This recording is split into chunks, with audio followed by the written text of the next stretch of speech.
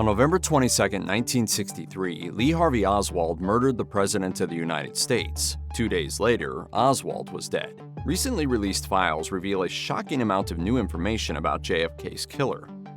A whole lot of conflicting information has been released about Oswald over the years. One notable example begins with a 1990 memo released in 2022. According to this memo, a KGB officer had claimed that both Oswald and his wife Marina were involved with the agency. Oswald, it says, was trained as an agent and reported to handlers within the KGB, which only broke contact with him after the couple returned to the US. The memo also states that the KGB had nothing to do with John F. Kennedy's assassination.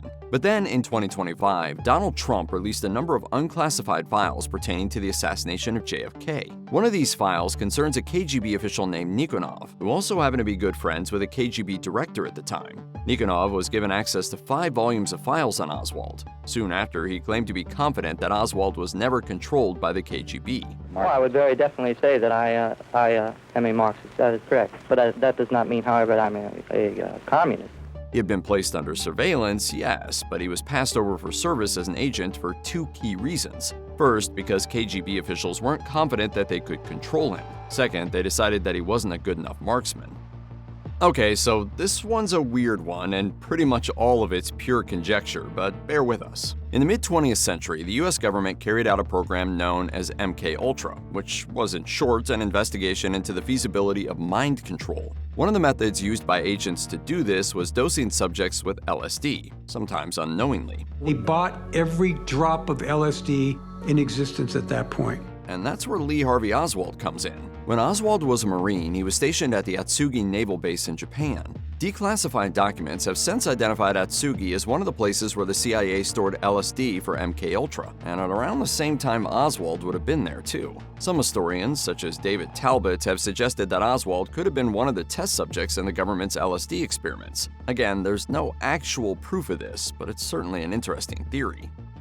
The U-2 spy plane program had been shrouded in secrecy for a long time, and documents are still being declassified even into the 21st century. It's now known that Japan's Atsugi military base was one of the bases the CIA used for U-2 recon missions over the Soviet Union. And, of course, Oswald was also stationed there during that period. Whatever we had to do, if you were complaining about it, he would say that was the capitalist form of government making us do these things. This has led to a couple of interesting theories regarding Oswald's life trajectory. At least one CIA employee claimed as far back as 1978 that Oswald had come to the CIA's attention at Atsugi, and that he was actually recruited to work for the agency. It's unclear whether this is true, of course, mostly due to the huge amounts of conflicting information out there. Nonetheless, Oswald headed into the Soviet Union shortly after he was discharged from the Navy, and it doesn't take a huge leap to see why it's been suggested that he was working for the CIA. There's a flip side to this too, and that's a theory that Oswald was allowed into the Soviet Union because he had information about the U-2. A 1975 article in the Boston Phoenix claimed that Oswald had been trained in radar surveillance, and that there was a still classified document concerning his access to the U-2 project. If that file exists, it still doesn't seem to have been declassified.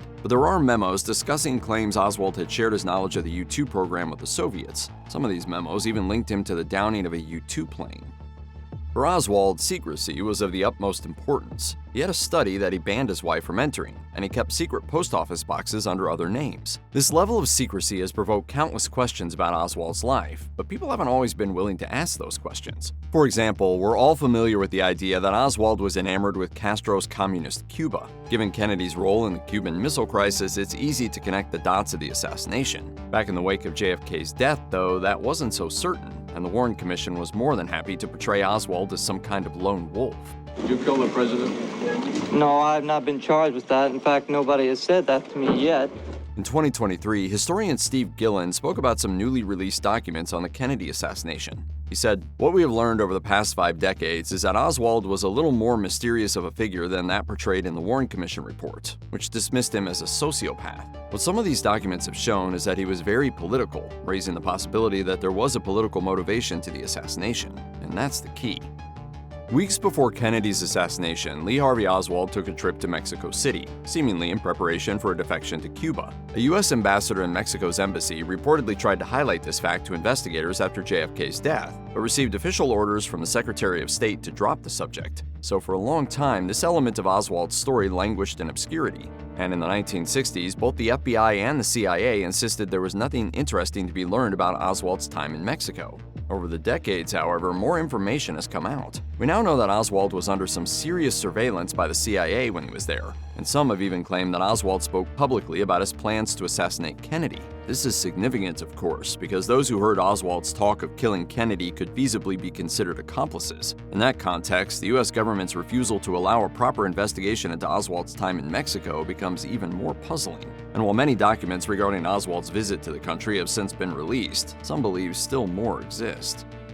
The CIA has vehemently denied any connection with Oswald, but in 2022, the Mary Farrell Foundation announced that researchers had uncovered documents suggesting he had worked with the agency before. Further review of the documents revealed that Oswald had worked with a CIA operative on something related to Cuba, but much of that information remained classified. Journalist Jefferson Morley soon began looking into those newly released documents. He worked alongside Army veteran John Newman, who was writing the book that would become Oswald and the CIA. We've learned a lot in recent years that causes reasonable people to doubt the official story. Newman and Morley found 42 documents relevant to their questions. Even more interestingly, they found a meticulous record of everyone who had known about the CIA's surveillance of Oswald. As Morley told Intelligencer, it was, when you saw it, a lot of people. The idea that this guy came out of nowhere was self-evidently not true. Newman and Morley kept digging, and they ended up interviewing a high-ranking CIA official who went on the record to say that, yes, the agency had been receiving regular information on Oswald, even though they claimed otherwise. She added, "To me, it's indicative of a keen interest in Oswald, held very closely on the need-to-know basis." John McCone was the director of Central Intelligence at the time of John F. Kennedy's assassination. He was also one of the voices that told the Warren Commission that Oswald had acted alone. However, in a 2013 article published in the CIA's Studies in Intelligence magazine, CIA historian David Robards wrote that the CIA had simply agreed to push what the agency believed at the time was the best truth. In addition to what was described as a benign cover-up, Robards' article also revealed that Oswald had been one of those targeted by the CIA's elingual program, which intercepted mail to and from the Soviet Union. If that sounds shady, that's because it was. Not even the CIA is supposed to be able to tamper with mail without a warrant, but that's exactly what they were doing. It's estimated that starting in 1953, the agency opened around 215,000 letters over the course of 2 decades. This was all done under the guise of intelligence gathering, and Oswald was among those targeted. President Kennedy has been assassinated. It's official now. The president is dead. Truth is, no one is sure just why Oswald wanted to kill JFK.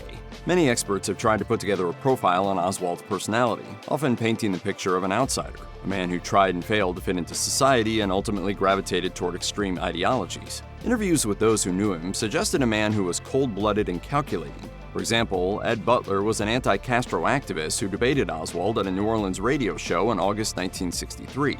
Butler later recalled Oswald had worn a wool suit to the debate. He recalled, "He was parboiling, but he didn't have a bead of sweat on him, and he was very self-contained. I was shocked when I heard he had killed Kennedy. I would not have been shocked if he had tried to kill me. I was concerned about the guy from the minute I met him."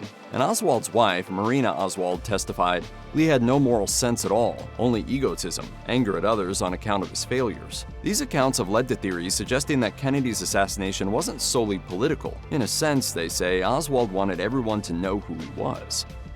Evelyn Siegel was a social worker familiar with Lee Harvey Oswald, and in an interview with Frontline, she described him as emotionally frozen. He was a kid who had never developed a really trusting relationship with anybody. Oswald's father died before he was born. His mother considered him a burden, and he was largely responsible for raising himself. He was just floating along in the world with no emotional resources at all. And that's an important lead-in to Oswald's diaries, which are available through the Assassination Archives and Research Center. In his writing, Oswald describes his interactions with some of the women he met while living in the USSR. Specifically, he went on to say that he had fallen in love with a woman named Ella Germain. Germain wasn't interested in him, though. Not only did she turn down his marriage proposal, but she was also pretty direct in telling him that she didn't love him. That was in January. In March, he wrote about meeting Marina. He proposed to her in April, and they were married the same month. Keep going, though, and it becomes clear that this wasn't a matter of love at first sight. Oswald writes, "In spite of the fact I married Marina to hurt Ella, I found myself in love with Marina. The transition of changing full love from Ella to Marina was very painful." Marina Oswald was just 22 years old when Kennedy and Lee were killed, leaving her to raise 2 young children in a country she barely knew. A 1991 memo released in 2025 revealed that KGB surveillance had found their marriage to be difficult and stormy, which was perhaps putting it lightly. Priscilla Johnson McMillan is a historian and reporter who knew Lee. She became good friends with Marina after Lee's death and eventually wrote the book Marina and Lee. She told Frontline that Marina initially thought him polite. She also thought that, as an American, he was likely to be kinder to her than some of the other marriage prospects she'd been offered. Sadly, she was wrong. They'd only been in the U.S. for a few weeks when Lee hit Marina for the first time. He also threatened to kill her. McMillan later recalled, "And by the winter, he hit her more and more frequently and harder." Things continued to get worse after that. Marina even left Lee for a while but returned shortly after. If you or someone you know is dealing with domestic abuse, you can call the National Domestic Violence Hotline at 1-800-799-7233. You can also find more information, resources, and support at their website.